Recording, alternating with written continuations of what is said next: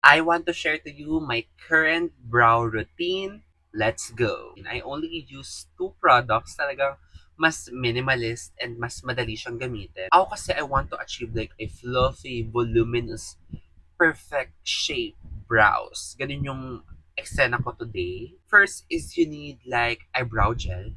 You will need to have a good brow gel. This one I love using from Maybelline. This is the Maybelline Super Lock Brow Gel. And this can last you the whole day. Grabe yung ginawa nila dito. Parang magic.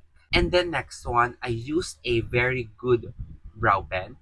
You can use any brand but I prefer using this Maybelline brow pen kasi actually meron na rin siyang brow gel on the other side and then the brow pen itself. Look at the tip. Talagang super fine. Para kang nagbabrush strokes. Ito na, magkilay na tayo. First is the Maybelline Super Lock Brow Gel. Linisin mo muna yung brows mo with a clean spoolie para mawala yung residue ng mga foundation and powders. Or you can use a micellar water and cotton buds to remove the residue. Pero ako to, okay na ako dito. And then brush mo lang siya pataas. As you can see, nag-blacken na siya kasi nawala na yung residue ng foundation and powder. Go straight with the brow gel. I-brush mo siya pa backwards kung saan yung tubo ng hair para magulo-gulo siya. Pag nalagyan mo na lahat ng hairs, na-coat niya na, babrush mo na siya to the right places where it is naturally going. So, brush mo tong unahan pataas. It will make the eyebrows more natural. Grabe, sobrang perfect! And sa kabila naman, pa-backwards ulit tayo, mga ate ko. Make sure mako-coat ng brow gel yung lahat ng hair strands sa eyebrows. Then yan, na-coat na niya.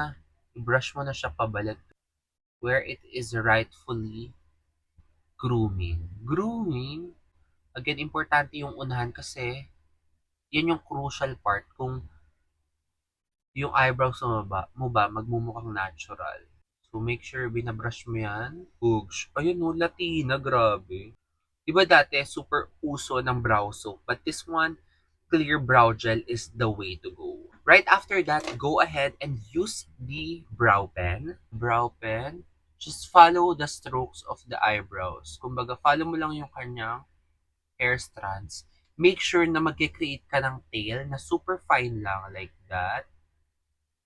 So, ayan. Fill in mo lang yung mga walang eyebrow hairs para mas maging fuller yung eyebrows mo. Kailangan yung tail ng eyebrows mo is super thin lang. So, light-handed, ayan. Light-handed ka lang dapat. Ayan. Tapos, again, dun sa mga areas kung saan wala kang nakikitang buhok. Para yung eyebrows mo mas fuller tingnan, para siya mas maging mas mukhang perfect in other terms. This is with a brow pen. As you can see, super pakak na agad ng kilay ko. Ang dali lang, parang wala pang isang minuto. So, let's do it on the other side.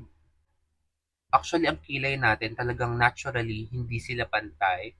But what you need to do is to make it believable na pantay sila. Kaya nag-eyebrow product tayo. So, super dali. Tapos, by the way, dito pala sa unahan ng iyong eyebrows, pataas lang yung strokes na dapat mong gawin. Huwag kang mag-iiba. And yung paggawa natin ng tail, kailangan super nipis. Ang perfect ng kilay ko talagang with just two products. Ang perfect ng kilay ko bakla. Gusto mo yun?